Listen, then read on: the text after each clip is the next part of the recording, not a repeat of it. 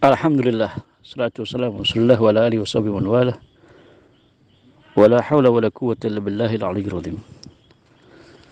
Qala Allah Ta'ala, a'attakhidhu min dunihi alihatan yuridni rahman bidurri la tughni anni syafa'atuhum syai'an wa la yunqidun inni idzal la fi dhalalin mubin inni amantu bi rabbikum fasma'un qila khulil jannah la ya laita qaumi ya'lamun bima ghafara rabbi wa ja'alni minal mukramin wa ma anzalna ala qaumihi min ba'dihi min jundin minas sama'i wa ma kunna munzilin in kanat illa sahata wahidah fa idahum khamidun ya hasratan ala ibadi ma ya'tihim min rasulin illa kanu bihi yastahzi'un alam yarau kam ahlakna qablahum min quruni annahum ilaihim la yarji'un wa in kullu lamma jami'ul ladaina muhdarun. Qala Allah Ta'ala a'attakhidhu min dunihi alihatan, apakah aku menjadikan min dunihi dari selain Allah alihatan ing Tuhan, ini asnaman berupa berhala, asnaman yang berupa berhala. Yuridni rahman, apabila Allah menghendaki aku bidurrin dengan bahaya, la tughni anni syafa'atuhum, la tughni tidak mencukupi, tidak bisa membantu anni dari aku syafa'atuhum, apa syafaatnya Tuhan-Tuhan berhala, allati za'amtumuhuma, yang kalian menyangka, la ya syai'an wala yunqidun, syai'an pada sesuatu, wala yunqidun, dia tidak akan mampu menyelamatkan aku.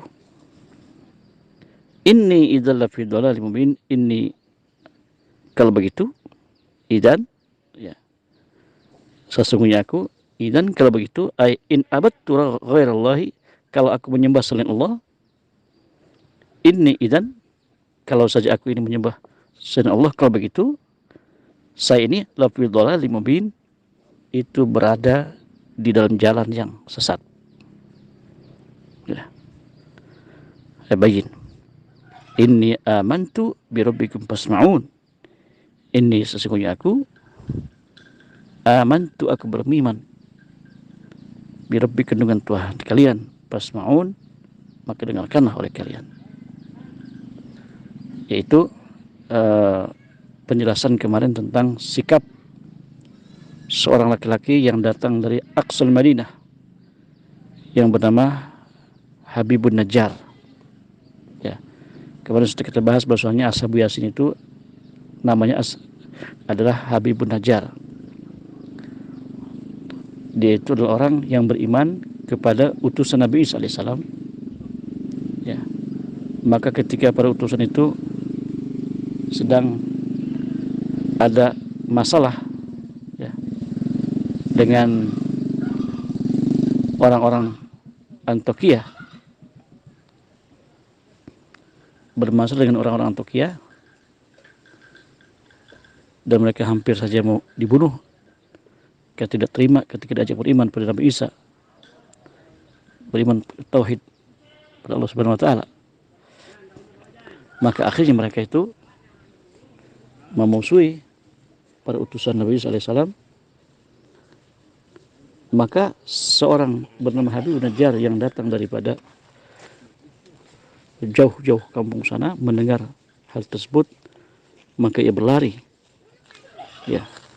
menuju tempat itu, kampung Antioquia, dan dia menyarankan kepada warga Antioquia, masyarakat Antioquia, untuk masuk Islam dan menerima apa-apa yang dibawa oleh utusan Nabi SAW daripada tauhid Allah Subhanahu wa taala.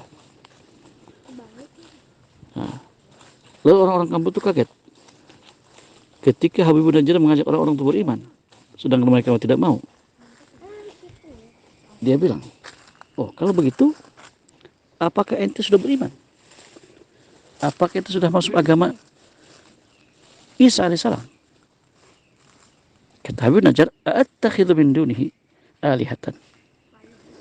Iyyurna rahman bidurri yatuqni anni syafa'atum syai'a wal yunqidun. Ini idul fi dzalimin. Ini amantu bi rabbikum fasma'un." Habib Najjar balik bertanya, apakah aku pantas menjadikan berhala sebagai Tuhanku?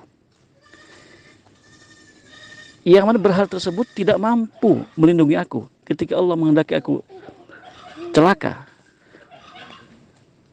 Allah menghendaki aku bahaya. Itu berhala nggak bisa apa-apa, nggak mampu membantu aku. Untuk apa aku menyembah sesuatu yang tidak mampu membantu aku? Untuk apa menyembah sesuatu yang tidak bisa membantu aku? Kalau begitu caranya, aku ini orang-orang sesat. Ya, maka dengarkanlah.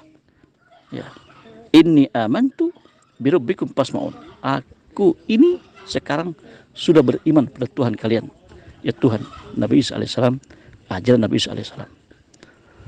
Maka orang-orang Antiokhia, masyarakat Antiokhia ketika mendengar Habib Najjar sudah beriman, maka mereka spontan berkumpul dan menyerang dan langsung membunuh Habib Najjar.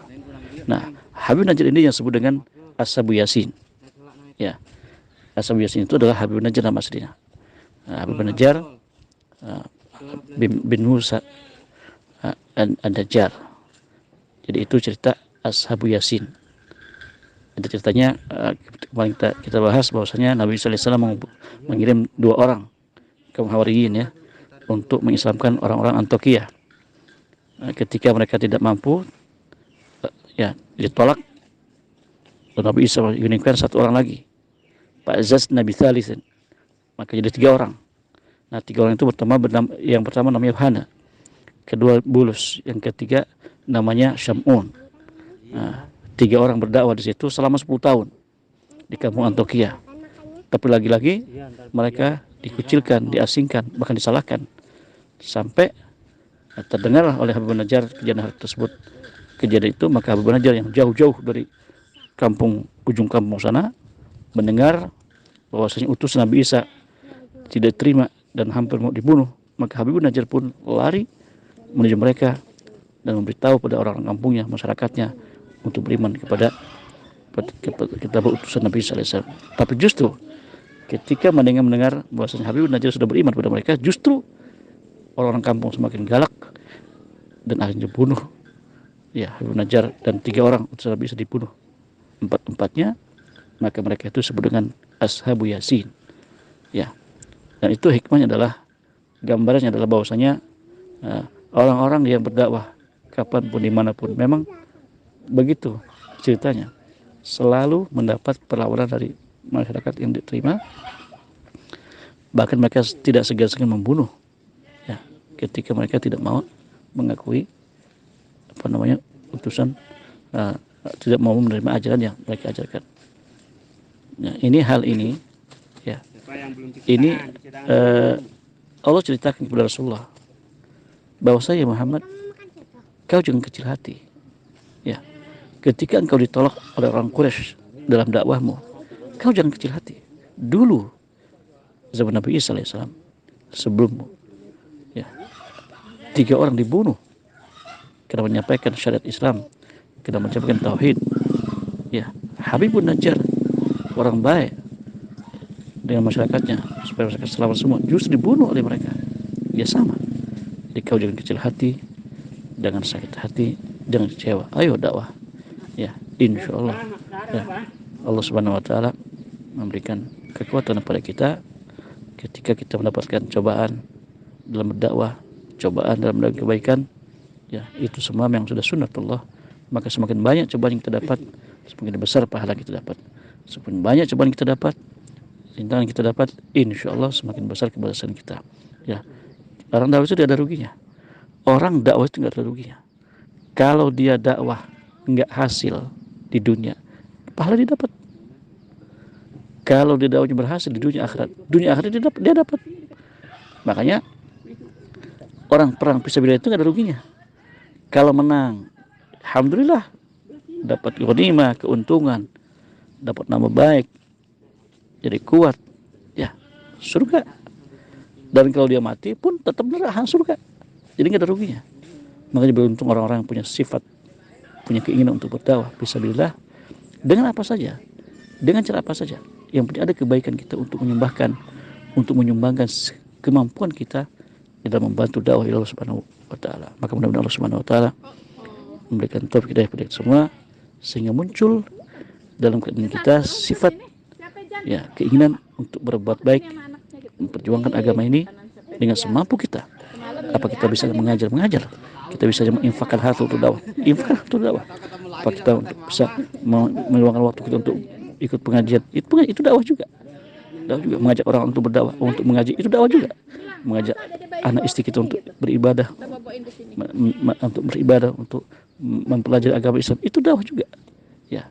Sehingga sifat ini tetap tertanam dalam hati kita, dan insyaallah Allah Subhanahu wa taala buka hati kita, memberikan kepada kita dan mencatat kita ini adalah seorang yang cinta kepada kebaikan dan cinta kepada ilmu yang dari Rasulullah SAW. Amin ya rabbal alamin. Pada kita sudah Al-Fatihah. Bismillahirrahmanirrahim. Ya Rabbana tarafna